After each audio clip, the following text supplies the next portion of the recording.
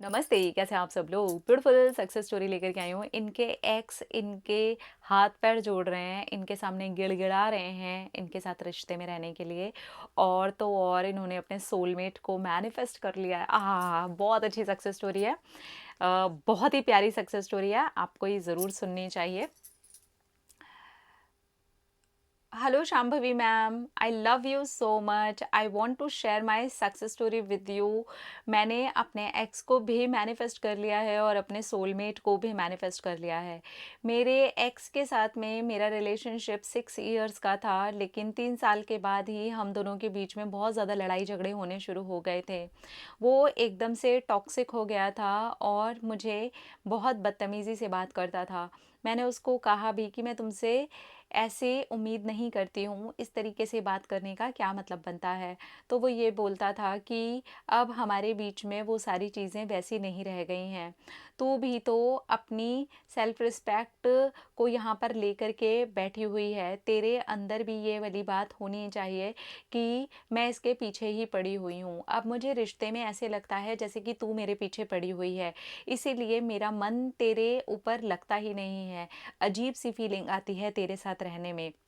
इस तरीके से बहुत गंदी-गंदी बातें बोलता था और मैं उसके सामने ये बोलती थी कि जब हमने रिश्ते में इतना समय दिया है, इतने इमोशंस को इन्वेस्ट किया है, तो इस तरीके के करने का क्या मतलब? मैं उस दिन टूटी जिस दिन उसने मुझे बहुत बदतमीज़ी से बात करके ये बोल दिया कि तू जिससे चाहे उससे जाकर के शादी कर ले, लेकिन मेरे पास मत आ, तेरे जैसियों को तो मैं मुँह भी नहीं लगाता। बस ये लास्ट लाइन थी दीदी, जिससे मेरा दिल पूरी तरीके से टूट गया। मैं इतनी हर्ट हुई कि मुझे समझ नहीं आया कि मैं इस पर क्या रिएक्ट करूं। इस इंसान को तो मैंने इतना ज़्यादा प्यार किया है और उस दिन इतना सुनने के बाद में भी मैं उसको ऐसे बोल रही थी कि प्लीज़ ऐसा मत करो, मैं किसी और से शादी कैसे कर पाऊंगी, मैं तुमसे बहुत प्यार करती हूँ। तब उसने एक बात और बोली थी कि ऐसे ही जाएगी या मैं तुझे लात मार करके निकालूं तब मेरी लाइफ में से जाएगी। मेरा पीछा छोड़ दे मेरी माँ, मेरी ज़िंदगी ख़राब करना बंद कर दे। अरे भाई, नहीं है तुझसे प्यार, क्यों मेरी ज़िंदगी ख़राब करने पे लगी है? जिससे चाहिए उससे जाकर के शादी कर, बस मेरा पीछा छोड़। इस तरीके की बातें मेरे टूटने के बाद में भी मैं सुनती रही और मुझे इतना हर्ट हो रहा था कि मैं आपको क्या बताऊं। और मैंने उसी दिन डिसाइड किया कि अब मैं पलट करके नहीं आऊँगी। कोई बात नहीं, जो होगा देखा जाएगा। किसी और के बारे में तो मैं फ़िलहाल नहीं सोच सकती, क्योंकि मेरे माइंड में इस इंसान के अलावा अब तक कोई आया ही नहीं था। तब मैंने सोचा कि निकलते हैं बाहर, अपने आप से प्यार करना शुरू करते हैं, अपनी रिस्पेक्ट करना शुरू करते हैं। क्या गलत कहा है उसने? बिल्कुल सही तो कह रहा था कि मैंने अपनी ही कोई इज़्ज़त नहीं रखी उसकी नज़रों में। हर वक़्त उसको यही दिखाती रही कि मैं उसके पीछे पड़ी रहती हूँ। हर वक़्त उसके सामने बस गिड़गिड़ाती रहती हूँ कि मुझे उसके साथ वो रिश्ता चाहिए। लेकिन उसको तो मेरे साथ वो रिश्ता चाहिए ही नहीं। अब वो फ़ील नहीं करता। अब मैं करूँ तो क्या करूँ? फिर मैंने आपके वीडियोज़ देखने शुरू करे। मैंने जादू प्रैक्टिस फ़ॉलो करनी शुरू करी और मैंने कहीं पर भी अब मैनिफेस्टेशन डाली ही नहीं। बस मैं अपने काम को लेके और अपनी हेल्थ को लेकर के ज़रूर मैनिफेस्ट करती थी, क्योंकि मेरी तबीयत बहुत ज़्यादा ख़राब हो जाती थी। मैं बहुत ज़्यादा सेंसिटिव हो गई थी इन सारी चीज़ों के बाद में। मेरा मन सिर्फ रोने का करता रहता था। पहली जादू प्रैक्टिस तो बस रोते धोते मैंने कर ली किसी तरीके से, पर अंदर ही अंदर अच्छा फील होना स्टार्ट हो गया था। तो मैंने एक दिन डिसाइड किया कि दोबारा से डे 1 से स्टार्ट करते हैं। मैंने फिर से अपने लिए जादू प्रैक्टिस करनी शुरू करी।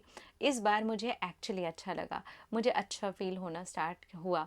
मैंने प्राणायाम किए, मैंने होपोनोपोनो प्रेयर की, मैंने डीप ब्रीदिंग एक्सरसाइज की, वो मैं आज भी करती हूँ। और फिर मेरे मन में आया, चलो अपने लिए एक सोलमेट को मैनिफेस्ट करते हैं। दीदी, मैं बहुत अच्छी जॉब करती हूँ, मेरी प्रोफाइल बहुत अच्छी है, मेरा फैमिली बैकग्राउंड इतना प्यारा है कि मैं आपको क्या बताऊँ। सभी लोग मुझसे बहुत प्यार करते हैं और मैं कहाँ किस टॉक्सिक रिलेशनशिप में फंस गई थी, समझ ही नहीं आ रहा था। उस इंसान को मुझसे सब चाहिए था, पर मैं नहीं चाहिए थी। तो अब मेरा माइंड ऐसे हो चुका था कि मैं अब अपने सोलमेट को मैनिफेस्ट करूँगी। और फिर क्या था, मैंने अपने सोलमेट के लिए कुछ अफ़र्मेशंस बनाने शुरू किए और उनको अपने ग्रैटिट्यूड जर्नल में भी लिखना शुरू किया। सेकंड टाइम की जादू प्रैक्टिस में मैंने सिर्फ 5% ही अपने सोलमेट के अफ़र्मेशंस को डाला था। थर्ड टाइम की जादू प्रैक्टिस में मैंने 100% अपने सोलमेट को डाला था, जिससे कि मेरी उनके साथ शादी मैनिफेस्ट हो जाए। और इसके बाद में मेरे पास फ़ेसबुक पर मेरे एक फ्रेंड का मैसेज आया। वो मेरा कॉलेज फ्रेंड था और वो सिर्फ दोस्त ही था, ऐसा कुछ मैंने कभी सोचा नहीं था। लेकिन उसने मुझे प्रपोज़ कर दिया। जब उसका प्रपोज़ करने का मैसेज मेरे पास में आया तो मैं एकदम से डर गई और मैंने उसको चिल्ला करके बोला, ये सब कुछ करके तुम अपनी दोस्ती भी ख़राब कर दोगे।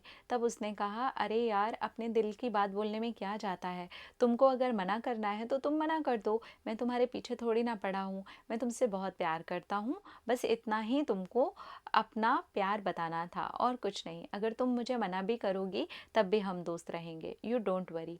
ये बात मुझे अच्छी लगी और उसके बाद हम दोस्त रहे। हमारी बहुत अच्छे से बात होती थी। वो लड़का बहुत ज़्यादा कोऑपरेटिव था। आज तो मेरा पार्टनर है, आज तो हमारी एंगेजमेंट भी हो गई है, हमारी शादी भी अगले महीने में है और मैंने उसको मैनिफेस्ट कर लिया था। मुझे पता ही नहीं था कि मेरा दोस्त ही मेरा सोलमेट है और मेरी लाइफ में मैनिफेस्ट हो गया है। उसने फिर शादी के लिए प्रपोज़ किया। हमारे परिवारों की तरफ से कोई भी प्रॉब्लम थी ही नहीं। मेरी फैमिली वैसे ही बहुत ज़्यादा सपोर्टिव है, तो उन्होंने कहा कि ठीक है, अगर वो लड़का अच्छा है और सारी चीज़ें अच्छी हैं तो हमसे मिलवा दो। और उसके बाद में हमारी फैमिलीज़ एक दूसरे से मिली, सबको सब कुछ बहुत पसंद आ गया और हमारी शादी भी पक्की हो गई। अब इसके बाद एक्स की बारी आती है। इसने आना शुरू किया, इसने रोना शुरू किया, इसने तड़पना शुरू किया, इसने मेरे हाथ पैर जोड़ने शुरू कर दिए। ये मेरे घर के बाहर तक आ गया और मेरी मम्मी को बोला कि मैं आपके पैर छूता हूँ, मैं आपके सामने भीख मांगता हूँ कि उससे मेरी एक बार बात करवा दो। लेकिन मैं उससे बात करने के बिल्कुल भी मूड में नहीं थी। जो हुआ था, जो किया था उसने, शायद मैं अब उसे माफ़ नहीं कर सकती थी। तब मैंने उसको बोला कि देखो, मेरे घर आने की कोई ज़रूरत नहीं है, मैं तुम्हें पूरी तरह से माफ़ कर चुकी हूँ, मेरी ज़िंदगी आगे बढ़ चुकी है, तुम भी अपनी ज़िंदगी को आगे बढ़ाओ। दीदी, मैं सच में बता रही हूँ, उस टाइम तक भी मेरे मन में वो दर्द था, लेकिन जैसे ही मैंने उसको बोला, मेरे अंदर से वो दर्द भी चला गया। वो रोता रहा, वो मेरे सामने तड़पता रहा। मुझे दुख लगा क्योंकि मैंने उससे कभी तो प्यार किया ही था। आज भी मुझे इंसानियत के नाते उस पर दुख लगा। फिर मैंने कहा, देखो, इतना तड़पना बंद कर दो, मैं उस तड़प से निकली हूँ, अगर मैं निकल सकती हूँ तो तुम भी निकल जाओगे। तुम्हारी ज़िंदगी आगे पड़ी है, अपनी नई ज़िंदगी की शुरुआत करो। मैं अब तुम्हारी ज़िंदगी में कभी भी नहीं आऊँगी। तुम अपनी ज़िंदगी अगर नए तरीके से शुरू करोगे तो यही तुम्हारा मेरे लिए प्यार होगा। Go and enjoy your life.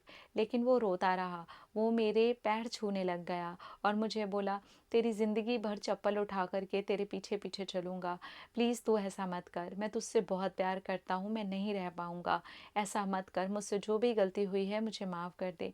लेकिन शांभवी दीदी, मैंने उसे माफ़ कर दिया है, पर अब मैं जिस रिश्ते में हूँ, मैं ना तो उसे धोखा देना चाहती हूँ, ना कुछ गलत करना चाहती हूँ, पर मैं अपनी ज़िंदगी में अब आगे बढ़ चुकी हूँ और मैं बहुत खुश हूँ। Thank you, thank you, thank you, thank you. आज मैंने बैक टू बैक सेम ऐसी 2 स्टोरीज़ पढ़ी हैं।